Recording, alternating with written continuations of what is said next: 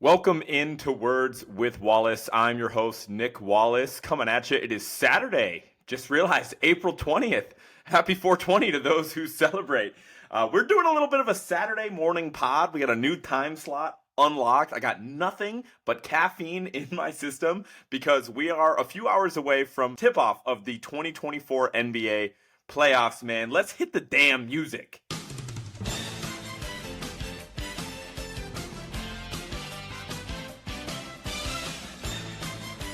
As you guys can tell, I am absolutely fired up to be coming at you guys today. Finally, playoff time, man. Sat through a lot of meaningless basketball toward the end of the regular season, and honestly, was a long week of the play-in tournament as well. So I'm fired up to watch my Celtics tomorrow. Fired up to see how all the initial games go today, again on Saturday. 420. So before we can get into the full playoff preview, my predictions, my picks for really all the playoff series, we're mainly going to be focused on, of course, round one and the 8 series that are going on there. But before we can do that, we have to talk about a quick recap of the play-in tournament because it was a relatively entertaining past couple of days. I guess in hindsight, I probably could have just recorded this playoff preview like a few days ago because really after the first night of the play-in, everything else was chalk and maybe a little boring, but let's fly through it either way. So starting with the games on Tuesday, we have Lakers at Pelicans for the first game. The Lakers ended up pulling this one out 110 to 106, and this one was probably the best game we had throughout the entire play-in tournament. Incredible Zion Williamson game, possibly the best game of Zion's career. He finished with 40, 11, and 5, but the real story of the game was him exiting the game with a hamstring injury with 3 minutes left to play. He was literally unstoppable in this game. He was just blowing past everybody on the Lakers. Guys like Anthony Davis, who again on my all defensive team had no answer for Zion really all game long. It was pretty funny to watch LeBron guard him because he still does not respect Zion's jump shot at all. Like he'll sag like 10 feet off of him when he's on the perimeter. LeBron is just not concerned with that. And it really didn't matter. Even with that much separation, you just kind of allowed Zion to get ahead of steam. And he was unstoppable once he had momentum going to the basket. But it really did stink to see him leave with a hamstring injury.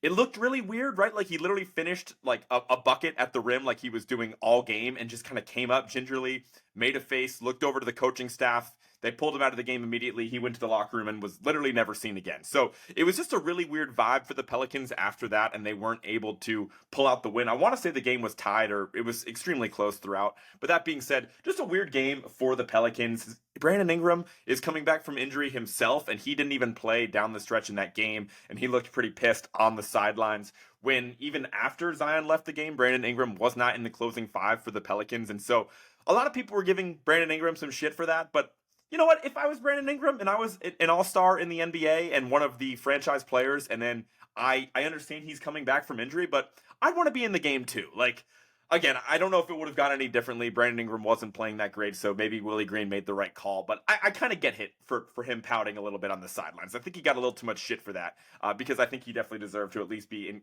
in the game, regardless of if it was the right basketball fit. I don't think you do that to your star player, especially when you need him the following game. So ultimately, good win for the Lakers. None of the stars really played well besides Zion. Spencer Dinwiddie's terrible, by the way. He was like a -9 in 3 minutes. So the Lakers are going to get a lot better if they just give all those minutes to Gabe Vincent. And that was really all my thoughts on that. It was announced that Zion's hamstring injury is pretty significant because you saw the guys on the TNT show after that were doing like the classic, like Shaq's like, I don't know if I would have came out the game. And Charles Barkley is saying the same thing because it didn't look like it was a serious injury, obviously, especially with how well Zion was playing. So he took a little bit of shit for that immediately after the game, but ultimately he was ruled out for the following play-in game, which we're going to talk about. And he's going to be reevaluated in at least 2 weeks from now. So going to miss the entirety of round one. We'll see if the Pelicans can make it to round two without him. But really sad stuff from Zion because I literally jinxed him on the last podcast, was talking about how this was the first time in his entire career he's been healthy for, postseason basketball. And of course, on the cusp of that, he is ruled out for a couple weeks. So really untimely injury for Zion, but he looked amazing before that. Moving on to the next play-in game on Tuesday night, that was Warriors at Kings. It was really a wash from the start. And the Sacramento Kings really beat the doors off the Golden State Warriors, much to my surprise. I mean, it's a play-in game, so anything can happen, but I definitely was expecting Golden State to be able to pull out the clutch win against a team that they've, by and large, owned for the most part. I know that the Kings got some wins during the regular season against the Warriors, and all the games were really close, but they've clearly, Golden State was able to go into Sacramento last year and get a gritty Game 7 win on the road. So I expected the team to do the same, but even with all the injuries that the Kings were facing, no Kevin Herter, no Malik Monk, they really just were a team that knew who they were, right? Like a 7.5 man rotation. Meanwhile, Golden State is trying all these different lineups. A bunch of different guys played for Golden State, but they really had like a true 10-man rotation that game. And nobody on the Warriors played well at all. I mean, Steph was decent, but that being said, he was still mostly kept in check. He looked exhausted. Clay was horrible in this one, 0 of 10 from the field. And then you had guys for the Kings like Keegan Murray and Keon Ellis were really the story of the game because Keegan Murray came out the gates blazing, hit a bunch of threes in the first quarter. Keon Ellis was really solid on both ends of the court throughout, and the role players just gave a huge boost to the Kings, and they really never looked back. So I'm not going to get into this. We have plenty to talk about, like the end of the Warriors dynasty. It's looking like it probably is, right? Like it's just really tough for them to get bounced as a 10 seed and not even make it to the second play-in game. But I don't know, man. I'm still never going to like totally rule them out. I don't know if Clay's back in the fold next year. If they really do go all in and retool around at least Steph and Draymond, I think there's enough talent on the roster. Like they don't have a shortage of guys. Like if anything, they have too many guys. So I do think that there's enough talent on the bottom of that roster where they could fetch a decent value on the trade market and maybe bring in some guys that make more sense, get a little younger. But who knows, man? I think this current run of the traditional big three for the Warriors might be over. If they decide to keep it the same, I can't imagine next season will go any different, but who knows? Let's move on to the next play-in games on Wednesday. Heat at 76ers. This one was a really great start for Miami. They destroyed Philadelphia with an early zone defense that, the Sixers just had no answer for whatsoever. And then Caleb Martin of the Miami Heat went to the free throw line, bricked 2 free throws.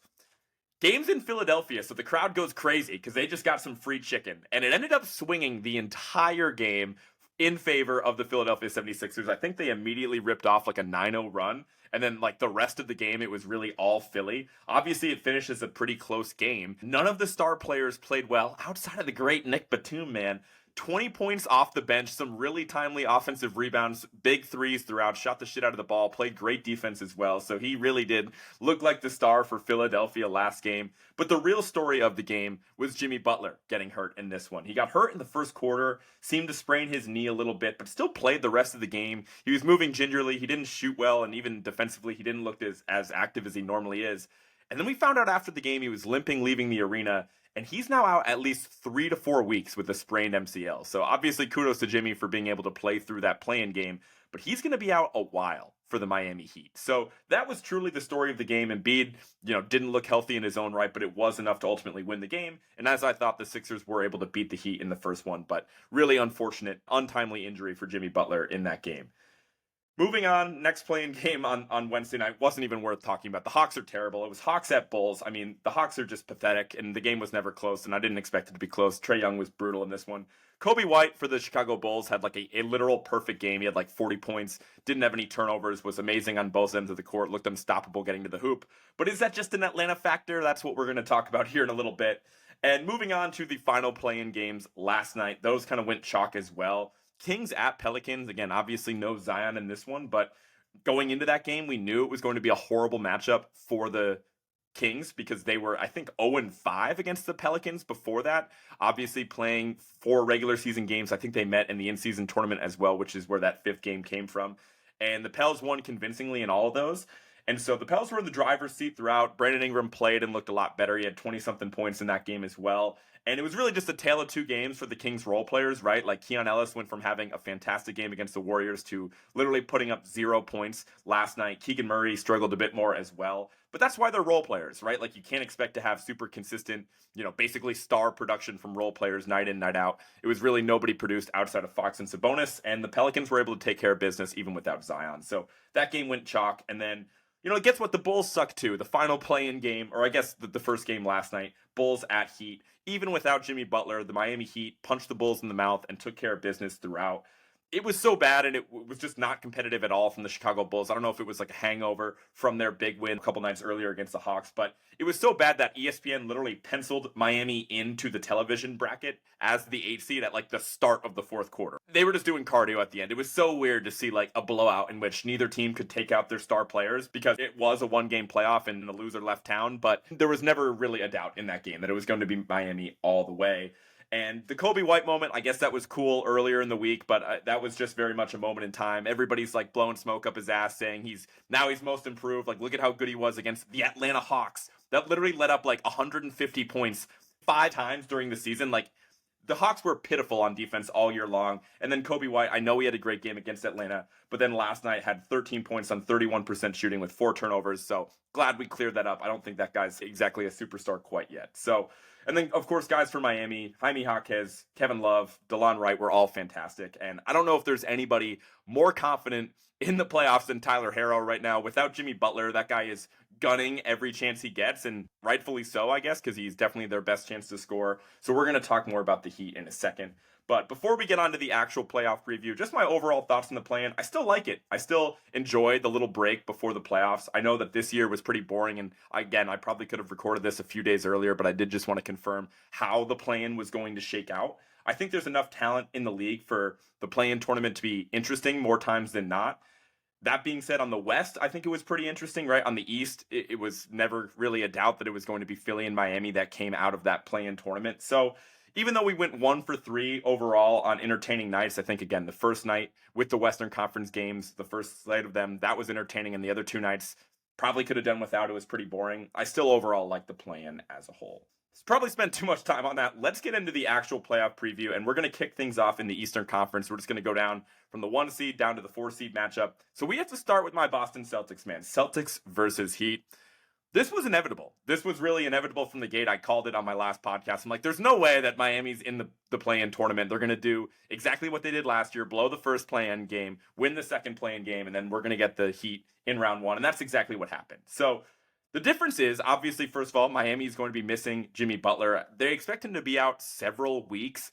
They didn't exactly say what that timeline is. I'm expecting 3 weeks. It's basically guaranteed that he's not going to be playing for at least the round 1 matchup versus the Celtics, which is all I'm thinking about for right now, obviously. And the difference on the Celtics side of things is I think they're a lot better and a lot bigger than what they were last year. I mean, the addition of Kristaps Porzingis, namely, really changes things on the glass for the Celtics. It changes things offensively because as much as I love Bam Adebayo as a defensive player anyway, Porzingis is literally 6 inches taller than Bam. Like, they are on a different level physically. And also, Drew Holiday, another notable new addition to the Celtics this year. That guy hates Miami too. If you guys remember, Jimmy Butler's best series of his life was round 1 last year against the Bucks. That guy was nuclear, especially on the offensive end of the court, had some amazing games. And most of those games came against Drew Holiday. Like, Drew Holiday was getting cooked. Call it what it is. Good offense beats good defense every time. So I don't know if anybody has a bigger chip on their shoulder than Drew Holiday. I know he's not going to be facing Jimmy Butler, but he definitely does not want to lose to Miami either. So I understand that the Celtics are a lot better team, but we still just can't take Miami lightly, right? Even without Jimmy Butler, like, they have a lot of guys. I know they're missing, Terry Rozier and Josh Richardson as well. And I don't expect to see Terry either. That being said, he's been dealing with a neck injury for a while now for the Miami Heat. But Miami's still, like, pretty deep. Like, Harrow is a totally new dynamic for the Miami Heat that the Celtics did not have to worry about last year. He's easily their most dynamic and effective offensive option. And if he gets hot, that is kind of scary for the Celtics. Obviously, they have a ton of guys to throw at him. But you're going to have a lot of guys, again, coming off the bench. DeLon Wright adds a lot to the Heat defensively. Jaime Jaquez, another great new addition for the team. I know we're not going to see Terry. I know we're not going to see Jimmy, but there's still enough guys where Spo can get gritty. He's going to throw a lot of different defensive schemes at the Celtics. They're still going to have the coaching advantage over the Celtics. But when it's all said and done, the Celtics need to be able to beat the shit out of Miami. I'm actually taking the Celtics in 4 games. This should be a sweep. They should go in on their home court, take care of business the first 2 games, and then head back into Miami without the Heat having any sort of momentum and take care of business. And that's what I expect to happen. It was going to be a tough matchup for the Heat either way with the new additions that the Celtics made. And without their leader on both ends of the court, I'm expecting the Celtics to take care of business, and this is going to be the tone they need to set for the rest of the playoff run. So maybe I'm just being biased or optimistic, but I'm saying Celtics in 4. Next matchup, we have the Knicks versus the 76ers. This is going to be a really fun matchup at the 2-7 spot. And frankly, if I'm the 76ers, the Knicks are literally the last team that I want to see when my best player, of course, Joel Embiid, is returning from injury and is probably playing at maybe 75% at best. The Knicks are so gritty, and I don't want to say dirty, but they're kind of dirty, right? Like, I would expect if any foul play is going to happen, it would come from the side of the New York Knicks. And they have a lot of different bigs to throw at Embiid, right? Like, I feel like the Knicks have progressively got a lot healthier the past couple months, even though Julius Randle is not going to be walking through that door either.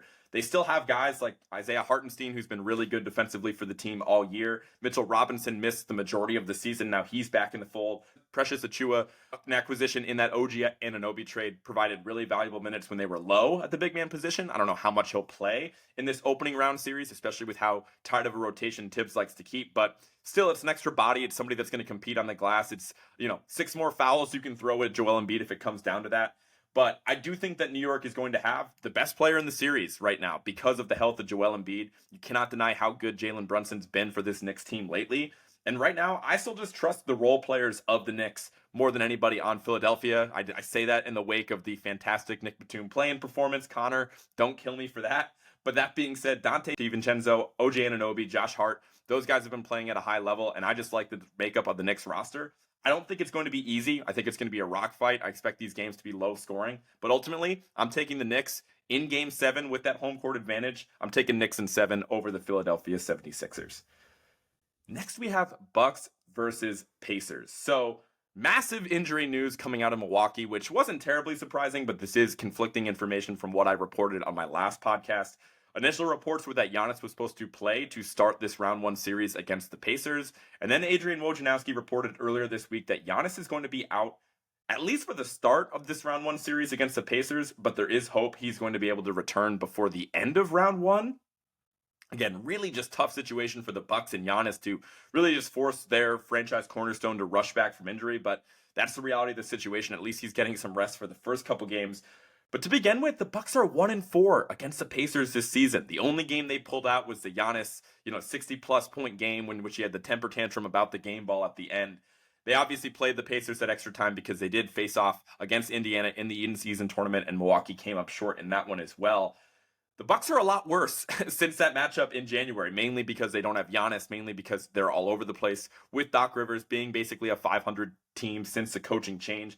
But I do think Indiana's a little bit worse as well. Like, the Pacers were kind of everybody's darling to start the season. Tyrese Halliburton was playing at a really high level. And even though they picked up Pascal Siakam at the trade deadline, I just think that they're a worse team with Tyrese Halliburton. He had that injury. He's just not the same guy. He's less efficient. He's much more inconsistent. So there's a lot to consider when I'm looking at the prediction for this series. But I just think that the Pacers offense and the pace they play at, even if they are a slightly diminished version of the team that took care of business against Milwaukee, they haven't played since January, even though they did play 5 different times. I just think that, again, the Pacers offense, the pace that they play at, is a horrible matchup for the Bucks, especially without Giannis. I could see Giannis coming back after a couple games, giving the team a boost, maybe stealing a win, but overall, I just think it's a tough matchup for Milwaukee. They definitely have the injury disadvantage as well, so I'm taking the Pacers in 6, and I feel pretty comfortable about that. They are going to have home court advantage in that Game 6, and I think that's ultimately where they take care of business. Moving on to the next series, and the final series we're talking about in the Eastern Conference, Magic versus Cavaliers. Orlando has a lot that I like about it. They were my league pass darling last year. I love the leap that they've made this year. And defensively, they're fantastic, right? I think defensively, they are up there as potentially the best team in the entire playoffs, up there with Minnesota, up there with the Celtics as well. But offensively, I think they are the worst of the 16 playoff teams. No true point guard or shot creator at the guard position really kills them, especially in late game situations. That being said, they've unlocked a lot even to another level defensively with what they've been doing lately, occasionally starting Jonathan Isaac at the 5, at the very least playing big minutes and closing games with him at the 5, makes them absolutely terrifying defensively. But again, offensive woes, especially when the game slows down in the playoffs, is a frightening problem to have. And then you look at Cleveland that obviously had some really dominant stretches this year, but lately it hasn't been good, ironically enough, since they've gotten everybody back in the mix. It just looks like this core of Darius Garland, Donovan Mitchell, Evan Mobley, Jared Allen just doesn't seem to be working the way that it should, and they're kind of all over the place. There's question marks about the coach, and so a lot of flaws to look at, but at the same time, at least Cleveland does have, on paper, the best player in the series. It definitely could be Paolo for Orlando, but We've seen Donovan Mitchell have some really awesome highs in the playoffs. He's had some low lows as well, but I do think with the playoff experience and the pedigree of Donovan Mitchell, they overall have the guy that can be the best player in the series.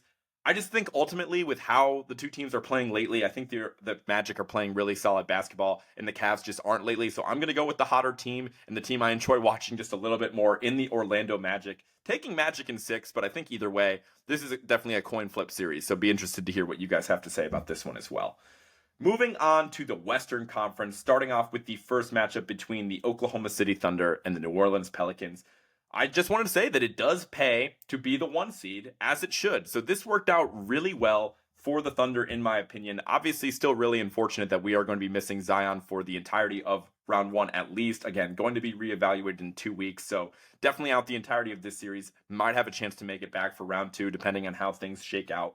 But the Pelicans are still scary, right? Like, it's not like they're a total rollover and cross out without Zion, right? I mean, they still have definitely better spacing and potentially even better defense with Zion out of the lineup. Like, what they can do with CJ McCollum, Herb Jones, and Trey Murphy, just with those guys in the wings, just really unlocks, again, spacing, really elite defensively with those 2 wings as well. And they still have, plenty of other guys to throw at them with Brandon Ingram and Larry Nance, Jonas Valanciunas. So they have a lot of size, which is scary for OKC, right? Like a couple guys that can bully Chet, but without that walking mismatch in Zion Williamson, without a guy that's going to just put his shoulder down and move any of the bigs on Oklahoma City, I just think that the Thunder are going to have a lot of confidence in this one. I know that these are 2 young teams without a ton of playoff experience lately, so this does shake up well that the Thunder have the confidence of having that home court, being the better team all regular season long. I think the Thunder take care of business in this one, especially with the type of shots they get at the end of games. I'm taking the Thunder to win pretty comfortably, Thunder in 5. And watch out for the Thunder after this, because if they're able to get that first playoff series win under their belt against another young team missing a star player, I think that could be the momentum they need to make a run. But we'll talk more about that in a little bit. But I am taking Thunder in 5 for that round 1 series against the Pelicans. Moving on to the next series, this one might be the most exciting to watch in all of the playoffs. Really, I think I saved the best 3 round 1 series for last year. We have to talk about the Nuggets versus the Lakers. The Lakers are playing their best basketball of the season. They're definitely getting hot at the right time. Getting Gabe Vincent back in the lineup is huge. I already talked about how I think he is a massive upgrade over Spencer Dinwiddie and a guy that they've been missing out of the rotation for a while. I think, again, the addition of Gabe Vincent, the quality of basketball that D'Angelo Russell is playing almost makes him like a new player compared to what he was last year.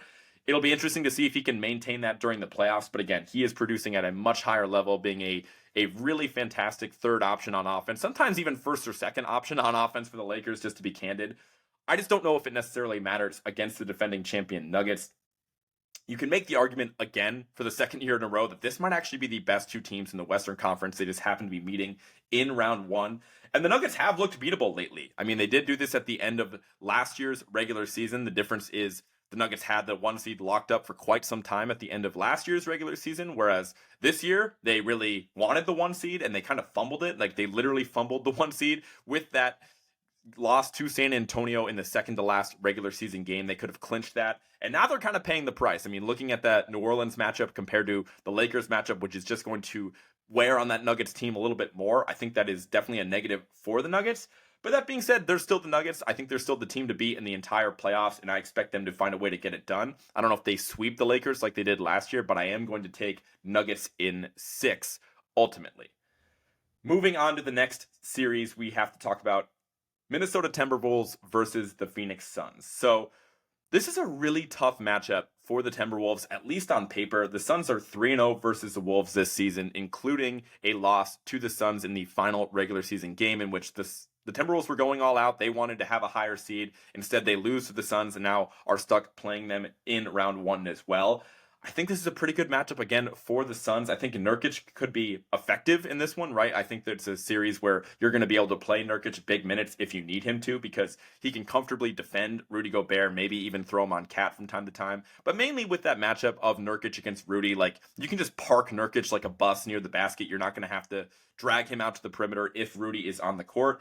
And then the Suns have the ability to go to that small ball lineup where Kevin Durant is effectively playing the 5, at least defensively, which could give the Wolves some trouble as well.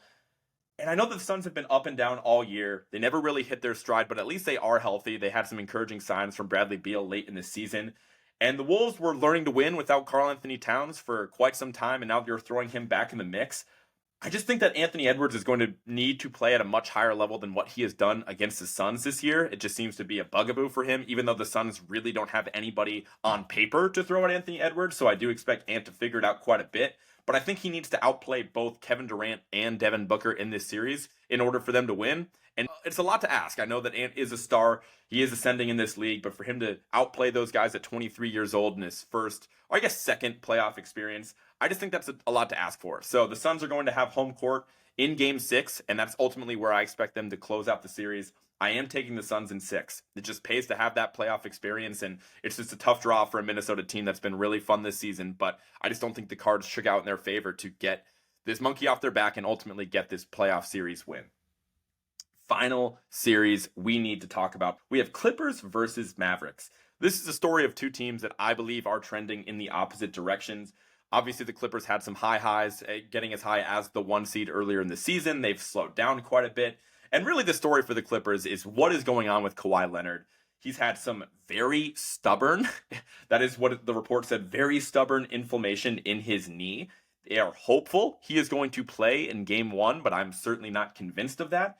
I don't think he plays, at least for game 1 and maybe game 2 as well. They should have him back at some point in the series, but you really never know with him. I think they're being intentionally vague with the reports, so the Mavericks don't know what to expect either. But let's look back on the history of these two teams meeting in the playoffs. I mean, Luka has had some incredible performances against the Clippers, but ultimately he's gotten bounced from the playoffs by the Clippers 2 different times, and he's 0-2 against them in the playoffs. So I think we're going to get the best version of Luka we've literally ever seen. He was already my pick for MVP, as you guys remember on the last episode, and I think this is just the extra motivation for an uber competitive player that he needs to get him over the hump and literally get the best version of Luka we've ever seen. So I'm taking the Mavericks to win in this one. I know they're not going to have home court, but I think they're able to close out this series in 5 games against a Clippers team that is headed in the wrong direction, and the Mavs are playing their best basketball of the year. I just think with the Kawhi injury news, that's the main thing that's throwing me off the Clippers scent. I'm going to go with the Mavericks in 5 for the final playoff matchup. So that just about does it for the episode. Before I let you guys go, I do just want to talk about my bracket as a whole. Again, the playoffs are starting in basically an hour at the time of recording this, so I know you guys are going to be hearing this after the fact, but let's be real. You guys can still listen to this podcast and enjoy the playoff analysis. Nothing is going to change that much even after the first slate of games. But I have to give you my picks for the rest of the series, right? You guys understand that starting off in the Eastern Conference, of course, I took the Celtics, Magic, Pacers, and Knicks all to win in round 1. So in round 2, that would leave us with Celtics, Magic. You know I'm going with the Boston Celtics in that one. Pacers versus Knicks, I'm going to take the Knicks in that matchup against the Indiana Pacers. And then ultimately, in the Eastern Conference Finals, you have Celtics versus Knicks. I think that's going to be a gritty series, but you know, I have to take my Boston Celtics in that one as well. I think ultimately, I can't ask for much more as a Celtics fan for how these playoff matchups have shaken out. To face Miami early on, that's obviously not ideal, but again, without Jimmy Butler, that's kind of a blessing. Orlando and Cleveland, probably the 2 other weakest teams in the playoffs, having to play one of those 2 in round 2. That bodes really well for my Boston Celtics. And then ultimately the Knicks in the finals, or the Eastern Conference Finals rather, without Julius Randle, that's still a pretty good draw as well. I know the Knicks are gritty. I know that they're the type of team that could definitely out-tough the Celtics and steal a couple games from them, but I think the Celtics are too talented, have the size to beat the New York Knicks and ultimately get it done. In the Western Conference, as you guys know, I took the Thunder, Mavericks, Suns, and Nuggets all to win their round 1 series. That would lead us to Thunder Mavericks in round 2. Going to take the Mavericks in that series. Again, I just think the playoff experience that Luka has over everybody on the Oklahoma City Thunder, I think it's 2 really exciting teams that are extremely difficult to guard. But I think the Mavericks are going to have the best player in the series. I think Kyrie Irving's been playing some great basketball as well. And I just think the Mavericks are just playing a little bit better ball right now. So taking them over the Oklahoma City, hypothetically, in that round 2 matchup. Nuggets versus Suns, again, another fun series, a rematch of what we saw last year. I know that the Suns were able to steal 2 games off the Nuggets.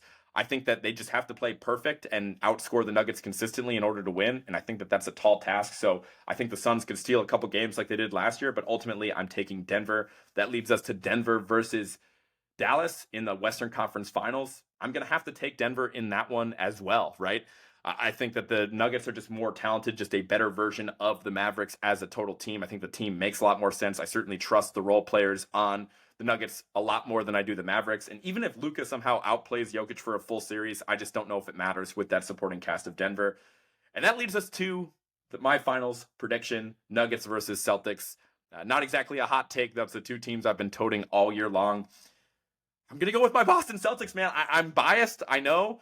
I just can't get there with any other team. Once my team reaches the 60 win threshold, am I even allowed as a Celtics fan to pick anybody else to win the title? It could be wishful thinking that obviously I think the Nuggets have a much tougher road and potentially have to go through the best three teams in their conference even just to get to the finals, whereas the Celtics are playing a lot less playoff experience along the way. So maybe somebody does the work for the Celtics and knocks out the Nuggets before they even make it to the finals. That would be a dream for me as a Celtics fan. But ultimately, I think that the Nuggets are a little bit worn down. They look a little bit more human, a little bit more beatable over the past couple weeks. So I'm taking my Celtics, man. I don't want to spend too much time talking about it because we'll have plenty of time to analyze the finals matchups. But just so you know, on paper, I am taking Nuggets versus Celtics and Celtics to win it all as my final predictions. I will tweet out that full bracket as well for you guys to take a look at that.